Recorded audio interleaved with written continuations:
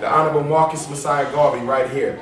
Greatest black leader of the 20th century, leader of the largest black movement in modern history, the Universal Negro Improvement Association and African Communities League, for which I am a former Minister of Education. Marcus Garvey was born August the 17th, 1887, St. Anne's Bay, Jamaica, where I was a couple weeks ago. The Jamaican government recently made Marcus Garvey's childhood home a historic monument, and I was keynote speaker at the University of the West Indies in Jamaica for National Heroes Month. It was this man who gave us the red, black, and green flag. It was this man who brought 15 million Africans from all across the world together under the banner of the red, black, and green flag. We was light-skinned, dark-skinned, educated, uneducated, African, Asiatic, Caribbean, Black American, whatever you want to call yourself. And Marcus Garvey made us all stand up at one time and say, we are Africans. Never before have you had that. Malcolm X's father comes from his organization. In fact, Malcolm X's father was murdered doing work for the Garvey movement. His mother used to write articles for the Garvey paper. Minister Louis Farrakhan's family were Garveyites. The founders of the Rastafari were Garveyites. Every modern movement today owes a debt to Mr. Garvey for laying the foundation for how to build a mass movement. He said, without confidence in yourself, you are twice defeated in the race of life. With confidence, you have won even before you have started. Y'all better remember that as y'all prepare for college. Without confidence in yourself, you are twice defeated in the race of life. With confidence, you have won even before you have started. These are some of Marcus Garvey's political descendants. They are Pan-Africanists. Marcus Garvey was the father of modern Pan-Africanism. He was not the first Pan-Africanist. He was simply the greatest. Pan-Africanism goes all the way back more than 200 years. Most people look at the Haitian Revolution as the beginning of Pan-Africanism, when in Saint Domingo, a group of enslaved Africans rose up against French slavery and oppression and won a war, which in 1804 culminated in the forming of the first independent black nation on this side of the world, Haiti. Toussaint L'Ouverture, Boukman Dada, a voodoo priest who actually gave the call to arms for the Haitian Revolution, and of course the first emperor of Haiti, Jean-Jacques Dessalines, was some of the first Pan-Africanists, and that's the 1700s. Pan-Africanism is older than any other political ideology that we have, and it's going to be your task to rediscover Pan-Africanism as the solution to the problems that affect black people in America. As long as black folk in America keep trying to solve our problems as an isolated group of 40 million descendants of ex-slaves, we will get nowhere. You must see yourself as a member of a global race. White supremacy is global. It is everywhere at all times. And if we are going to come out from under it, then our program must also be global. The only thing that can destroy white supremacy is Pan-African nationalism. Here you have Julius Nyerere, who led Tanzania, a nation in Southeast Africa, to independence from colonialism. What does that mean? Colonialism means that when slavery ended here in 1865, white folk went to Africa and made our brothers and sisters on the continent slaves in their own country. So while we was over here celebrating the 13th Amendment, they were enslaved in Africa. We got a bad habit of celebrating too quickly. Like we celebrate Obama. For what? For what?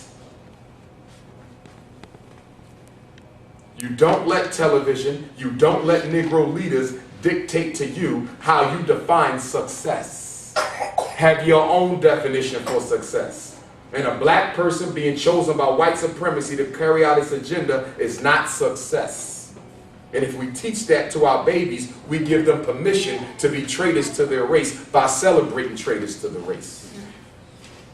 Over here, Kwame Nkrumah, who came to Philadelphia, a member of the Philadelphia UNIA, as was I, went back to Ghana in 1957 and led Ghana to become the first independent nation in Africa after colonialism, which means it was the first nation to kick white people out who had no right to be there in the first place. Over here you have Nnamdi Azikiwe, who also came to Philadelphia and studied like Kwame Nkrumah at Lincoln University, and then went back and led Nigeria to its independence. I had the opportunity to visit with his son, Chief Azikiwe. When I was in Nigeria back in 2005, he gave me a plaque with his father's face on it that hangs in my home. And Jomo Kenyatta, who participated in the independence movement of Kenya. Pan-Africanism. In fact, when Kwame Nkrumah led Ghana to its independence, Dr. Martin Luther King Jr. was present in the African country of Ghana to help celebrate the independence of Ghana. No, I wouldn't call him a Pan-Africanist, but he definitely had enough sense to know that he was an African, and as African goes, so do the rest of us. And then you had Malcolm X, a child of the Garvey movement, who would fall into disarray as a youth after his mother went through some psychological issues as a result of suffering from the stress of racism. And as a psychologist, I can tell you every problem black folk got, especially mental illness, can all be traced to the stress of racism. Malcolm X would join the Nation of Islam under Elijah Muhammad, a former member of the Garvey movement, when his name was Elijah Poole. Okay, and then of course he would leave the Nation of Islam and go back to Garveyism, go back to Pan-Africanism. Why was Malcolm murdered? Because Malcolm was about to take the plight of black folk to the United Nations. Forget civil rights. He said human rights. We're not American citizens, so what we fighting for civil rights for? We are a nation in exile. So let us fight as a nation in exile. 2 weeks before Malcolm was murdered, he met with Coretta Scott King, Dr. King's wife. Dr. King was in jail. They agreed to disagree. Malcolm and Martin was going to come together under one movement. And for the first time in black history, you were going to have two significant black leaders who were willing to put their ego to the side for the benefit of the race. J. Edgar Hoover, director of the FBI, found out that Malcolm and King was coming together, and Malcolm was dead in 2 weeks after he met with Coretta Scott King. Dr. King was assassinated 3 years later because not only did he speak out on the war in Vietnam, but more importantly, he was about to launch a poor people's campaign where he was going to take millions of Americans of all races and classes to the mall in Washington, D.C., the heart of American power and government, and they were going to erect a tent city. Poor people were going to move into D.C. until they all left with jobs and food. That was revolution. That's why Dr. King was murdered. Killed by the Italian mafia on the order of the FBI and CIA with help of the Ku Klux Klan. There's a book that you need to read called An Act of State. An Act of State, written by Dr. King's family's attorney, William Pepper, a white man who sued the United States government for their involvement and complicity in Dr. King's assassination, and they won the case. And they won the case. So why is it when I was in Memphis, Tennessee a few weeks ago at the National Civil Rights Museum, which is simply the hotel where Dr. King was murdered, converted into a hotel, they're still teaching that James Earl Ray killed Dr. King when it had been proven in court that he had nothing to do with the murder. It's because miseducation is the greatest weapon in psychological extermination. My ancestor Frederick Douglass said it becomes impossible to educate a man and still expect him to be a slave. And all of you sitting here are going to have to do what? After college and before college, re-educate yourself. Getting a 4-year education at a white college ain't helping black people. You got to re-educate yourself. What I've learned to help black folk, I did not get it at none of my 3 institutions. I had to study Amos Wilson, a black psychologist. I had to study Bobby Wright, the black psychologist. I had to study Naim Akbar, Wade Nobles, Thomas Parham. I had to study Frantz Fanon and Dr. Francis Cress Welsing. I had to study Kamal Cambone. I had to study Marimba Ani and any other sociologists, because sociology is the study of group psychology, the study of individuals, criminology, the study of criminal behavior. There's no way I'm going to be able to help black folk just with what white folk taught. Now, I can use some of the foundations of what they give me to create my own approach to solve my people's problem. But I can't use Sigmund Freud to help black folk, because Sigmund Freud wasn't concerned with black folk. So whatever it is you want to be in life, you got to get a re-education. All of you should be developing a bookshelf at home right now. Outside of your school books, you should be reading your own books. 243 years black folks were forced to work for free in America. Sun up to sundown. Many people died simply by being overworked. The #1 cause of death was slave children. in the antebellum South was being deprived of the love of their mothers and fathers who were out working while they sat in houses with the old folk, emotionally neglected. Many black children today are emotionally neglected. I'm fighting a war right now that's putting black boys in special education when it ain't nothing wrong with them. Learning disability diagnosis that they don't have. ADHD diagnosis that they don't have. Conduct disorder diagnosis that they don't have. Psychiatric prescriptions for Ritalin and Risperdal and Depakote and Cyclert and Adderall and Paxil and Concerta, Zoloft. The same illegal drugs that they sending black men to jail for every day, they giving derivatives of it to black boys, and we sitting by like a community acting like it's okay. The greatest success of slavery is teaching the slave to participate in his own extermination. We the number one weapon of white supremacy, the mind of the Negro. And you got to make sure you come out of college without being a Negro, because the whole purpose of college, HBCU or white one, is to turn you into a Negro. Some of you don't know this, but many of America's presidents were of African descent. Thomas Jefferson had a black grandfather. George Washington had a black grandfather. Abraham Lincoln had a black grandfather. Calvin Coolidge, who was president at the time of Marcus Garvey's incarceration, was of African ancestry. This is President William McKinley with a picture of his black grandfather. Barack Obama was not the first biracial president. He was the seventh. He's the first one who couldn't hide the fact that he had Africans in his family tree. You read Obama books instead of worshiping him on TV. What did Obama tell you in his books? I didn't choose to be black. I was made to be black. If he could have passed, he could. I don't know who told black people that Barack Obama is proud to be an African. I've seen no proof of it yet. Anytime you get on national television and call yourself a mutt. What is a mutt? A mutt is a dog that is mixed with a high breed stock and a low breed stock. So when Obama called himself a mutt, who exactly was he referring to as a low breed stock? You. He would have rather been born pure white man. That doesn't mean he's not an African. Because all black folk, whether they got one white parent, a white mother, or a white dad, if you got one parent who's an African, you're still an African.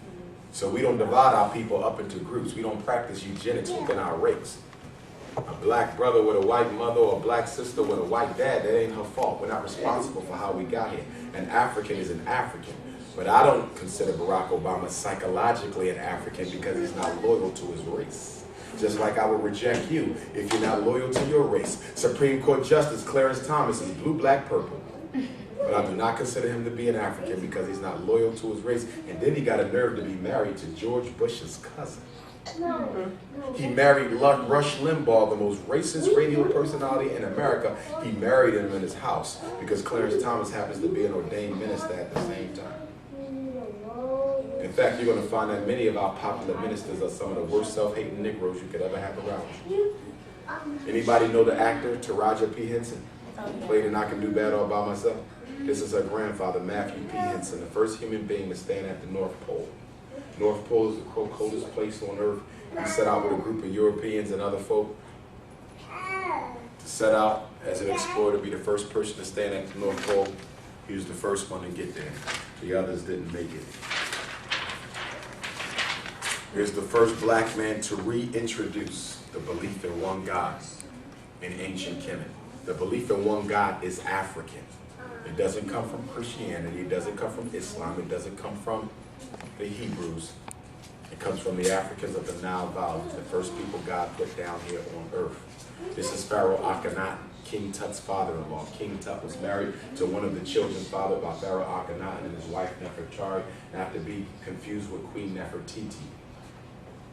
This black man wrote a book of Psalms, the Psalms of Akhenaten, that many biblical scholars believe are the Psalms of David. They say the Psalms of David in the Bible are word for word identical to the Psalms of Akhenaten, so many people believe that the Psalms of David in the Bible were plagiarized.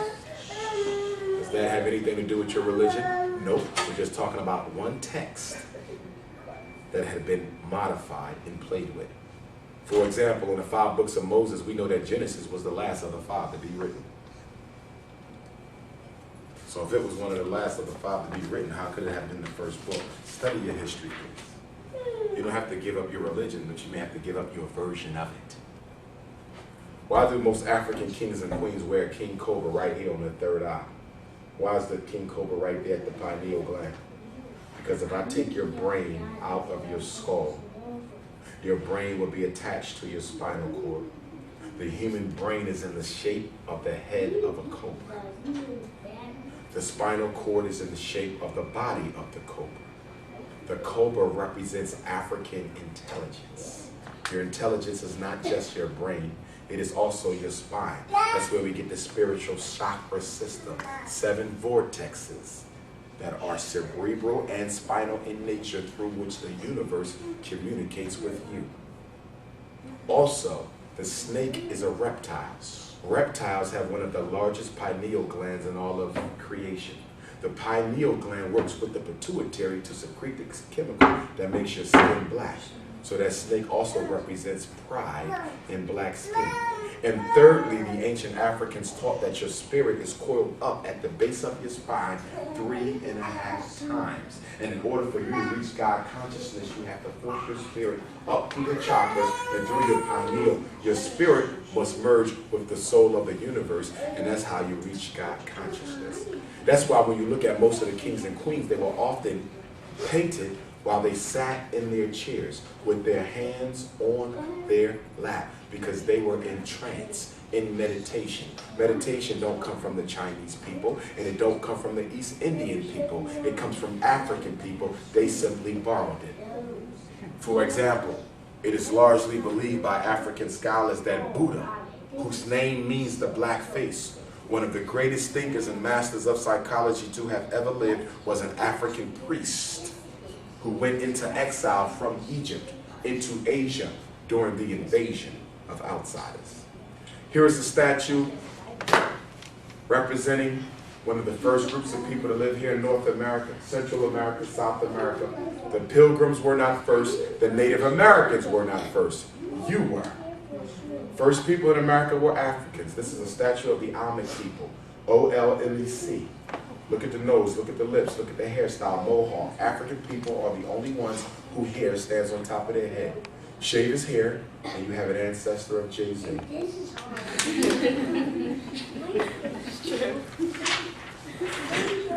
There's another Olmec brother right here. Look at the lips, look at the nose, look at the haircut. Africans right here. You're the first people everywhere. Who are the first people in Europe? The Africans called the Grimaldi, who migrated between 20 and 40,000 years ago. And in the context of the extreme cold and climate, much colder than anything you've ever seen since the Ice Age, they lost the ability to produce significant amounts of pigmentation. White folks have pigmentation. You can't be alive without it. They have it, but they don't have significant amounts of it. They lost that ability. What happens in extreme measure, extreme cold? What happens to your lips? They freeze. What happens to your nose? It freezes. What happens to your nostrils? They constrict. So over thousands of years, guess what? Their lips got thin, their nose got thin, their nostrils got smaller because they didn't need it. White folk are the children of black folk. Asian folk are the children of black folk. Everybody come from you. The first people in China were Africans. The Shang dynasty of China, the greatest of them all, totally black. The founder of the ninja military code, an African. The samurai, also founded by an African. Study your history. Mary and Jesus, Immaculate Conception. God impregnating a woman and giving birth to a son, that's nothing new. That story existed in Africa 20,000 years before Jesus was born. Nor was he the first famous person to wear the title Christ. Christ is a title, it's not a name. Here's a statue of the original Mary and Jesus. You got Osset, who the Greeks called Isis, Haru, which the Greeks called Horus, and Asaru, who the Greeks called Osiris. Mother, born of Immaculate Conception. God, represented as the sun. Why did the Africans use the sun to represent God as opposed to the moon and star of the Muslims, which they borrowed from the Adinkra symbolism of Ghana? Or the cross of the Christians, which they borrowed from the Ankh of Kemet? They use the sun because the whole universe revolves around the sun. There is no life without the sun, no vegetation, no water, no vitamin D that you need to activate your melanin. Without the sun, there's no life. It's the most powerful thing in the universe that we know of. And as a result of that, Africans use the sun to represent God. What did the scientists just found out a couple years ago? They said the essential substance of the universe is something invisible that we refer to as dark matter. They said every atom of dark matter has millions of universes within it. They said our whole approach to understanding the universe has been totally wrong because you can't understand the universe without understanding dark matter. Oil, carbon, the most powerful substances in creation are all black. So why do we hate our blackness? Here's a picture of Abraham Lincoln, a cartoon drawn of him by the Democratic Party when he was running to be the Republican nominee for president. Why does Abraham Lincoln have an afro and a beard? Because he was of African origin. This was put in newspapers. White folks knew that he was half black. In fact, there's a book that was written, if you can find it, entitled Abraham Lincoln's Secret Dark Past, put out by the Democratic Party, talking about how this man was really a black man. Yes? When you actually look at him, though, you see his features, you can tell, like, there's some, I was thinking he was mixed with, like, Native American or something. Exactly. In fact, an original painting of Abraham Lincoln, he's darker than Barack Obama in complexion. That's why when you look at most of your presidents, do you see original pictures or do you see paintings? You see paintings, because original pictures will show you how nappy their hair really were. Those paintings that you see are white wigs. Just like over in Britain now, the judges in the court wear white wigs. And speaking of judges, why do judges wear black robes? Why, when you graduate, do you wear a black robe? Why do the ministers wear long black robes? Because at the University of the Mystery Systems in Kemet, all the priests and priestesses and initiates had to wear black long robes. When you came into the temple, you had to first cleanse yourself. You had to wash your hands 3 times, your face 3 times, your feet 3 times, your arms 3 times. The Muslims, thanks Muhammad invented that. Muhammad didn't invent that. We've been washing ourselves when we entered into holy temples, taking our shoes off. Judges represent righteousness. That's the black robe. The minister's supposed to represent godliness. That's the black robe. The graduate's supposed to represent intellectual pursuit and development. That's the black robe. That's an African tradition. Please read the book Stolen Legacy. Stolen Legacy, you must read it. George James. I once had a 2-hour debate with my psychology, history, and systems professor on whether or not psychology came from white folk or whether it came from black folk. We spent the whole class period debating. Do you know why? Because when I got up to do my history of psychology report, I showed the African origin of psychology, and that white man lost his mind. He stopped the whole class and we went at it pound for pound. And that's probably why it took me 3 years extra to get my doctorate degree, because they said, how dare you? But I gave him the proof. I gave him a picture of Sigmund Freud's office, the father of white psychology. And in Sigmund Freud's office, what did he have? Statues of all the African deities, paintings of all the great African monuments. Why would a Jewish white psychologist be so infatuated with ancient Egyptian art? Because he was studying the spiritual system. The psychoanalysis of Sigmund Freud is nothing but the spirituality of the Nile Valley culture. In fact, the word psyche is an African word that meant study of the spirit. But the Europeans corrupted it and made it study of the mind. And that's why white psychology can't help black folk, because white psychology does not acknowledge the existence of soul. And we are soul people, which is why the black psychologists are going to have to stop carbon copying the white psychologists and come up with a serious treatment paradigm for black folk, because we are mentally sick as hell. The fact that so many black women spend a greater portion of their disposable incomes on hair so they can look like their oppressor is ridiculous. The fact that the greater portion of educated black men can't wait to find a white woman is symptomatic of mental illness. And I best not catch no brother in here, even if your mom is white, which I respect, you're going to marry a black woman. And black women, you're going to marry a black man. It is not an option. You're either loyal to your race or you're loyal to your enemy. You can't do both. Statue of Liberty was originally a black woman. And here's the sketch. It was a gift to the United States of America from France, but the United States rejected the offer. And that's why you see a white woman standing in the harbor of New York, but she still has shackles at the feet. The statue was originally supposed to show respect to the African woman in particular, but all enslaved Africans who have suffered and died to make America what it is. You built America. Don't you ever let nobody make you feel that you're an insignificant factor. There would be no America without you. Not just slavery either. I'm talking about 85% of all the inventions in this country prior to the Civil Rights Bill came out of the mind of black folk. We all have a cell phone. A black man invented it. We all love surfing on the internet. A black man invented it. Helicopters, most of your modern machines. Do you know that it was a black man? Elijah McCoy and Granville Woods, two in particular, who had a lot of other inventions, but also modernized American hand arms, guns, rifles, and weapons. In fact, I was watching a comic movie one day. What was the movie about the white comic character? They made a movie out of the guy. He had two guns on his hand. That was a dance league. No. It was one of the Marvel comics. What is the name of that movie? I don't know if you guys remember it. He used to ride horses. He was a comic superhero. Not Superman and none of them, but this guy had guns. He rode a horse, and he had guns on his hand. Was it Ghost Rider? Nah. I can't remember. But anyway, in the movie, this is how you know white folks know black people history. He stopped and gave a whole history lesson on how either Granville Woods or Elijah McCoy, I forget which name he used. He said this man, he didn't say he was black though. He didn't say he was black. He said this man revolutionized modern warfare for the United States. He said if it wasn't for this man, the weapons that we use, the military technology would not be what it was. Now black folk watching the movie wouldn't even know he talking about a black man because they don't know his history. White folk know black folk history. For example, November 11th, 1831, Nat Turner, leader of the bloodiest and scariest slave revolt in American history, was hung. November 11th, 31. How about November 11/11? A couple months ago, white folks released a movie called 11/11/11. And guess who the name of the boy was in the movie? Nathaniel.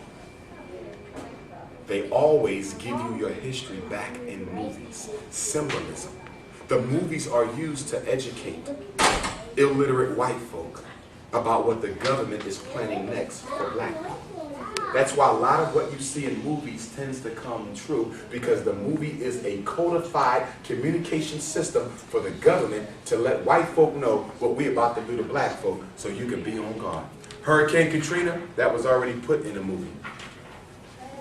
Rodney King Rebellion, that was already put in the movie. HIV AIDS, that was put in the movie. Ebola, that was put in the movie. Every significant social issue affecting black people was first hinted to white folk so they would know, we got this. This ain't about y'all, it's about the blacks. So the next time you go to the movies, start deciphering the symbols instead of laughing at the nonsense. Speaking of nonsense, I went to go see Red Tails last Thursday on opening night. That was a bunch of nonsense.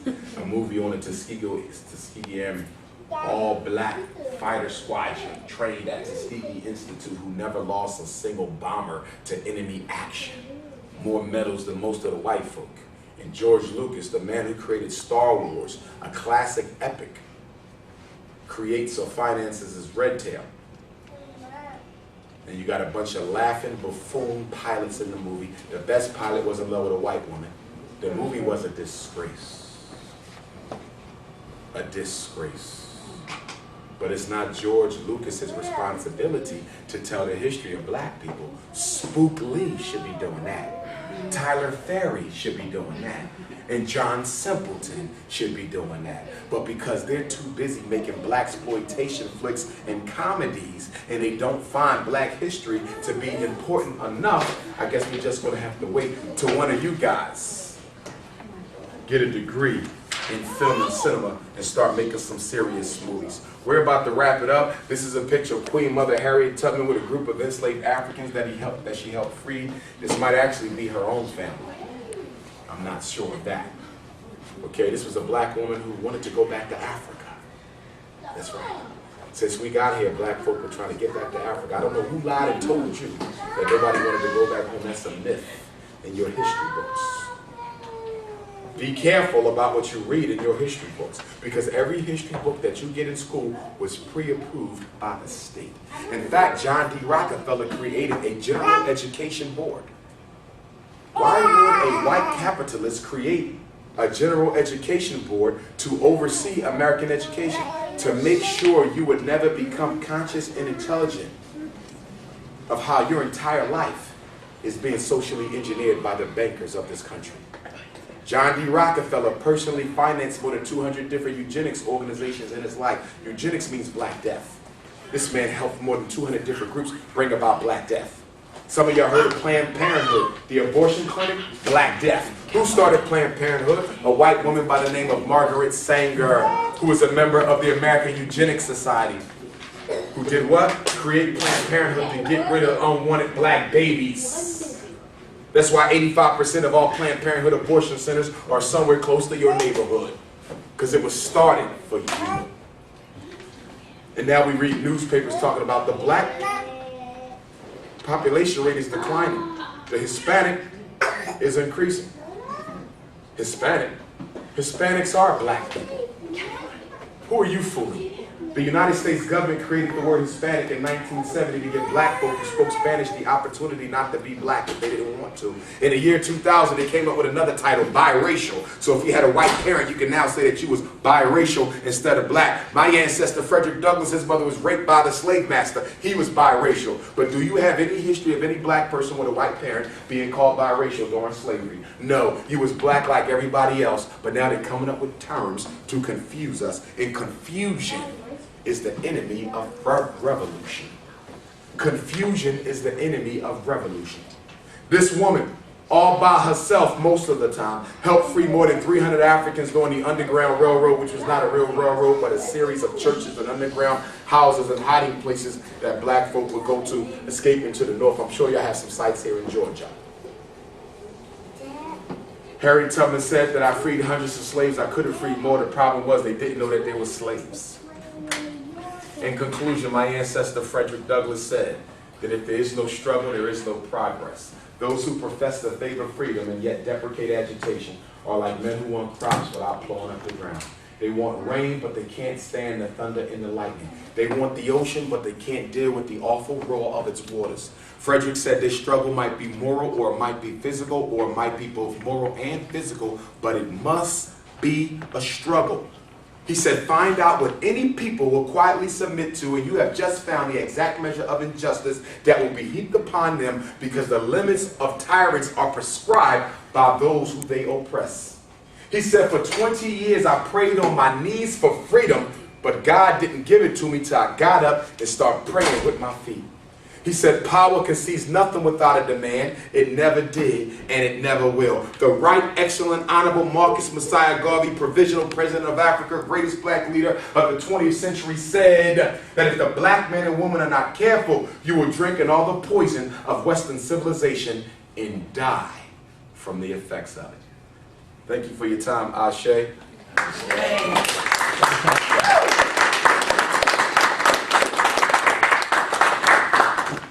There's a 15-minute break on the schedule, but maybe after the 15-minute break, I mean, we can talk about it, but maybe you can take some questions. Sure. And then, like, for 30 minutes, and then on the last 30 minutes, take some pictures, and maybe on our way out to our car, maybe go out to the garden, take some pictures out there, and let them ask them. Let's work it out. For the adults and for the boys, I have business cards. For the young ladies, obviously, I can't give them to you, but you can contact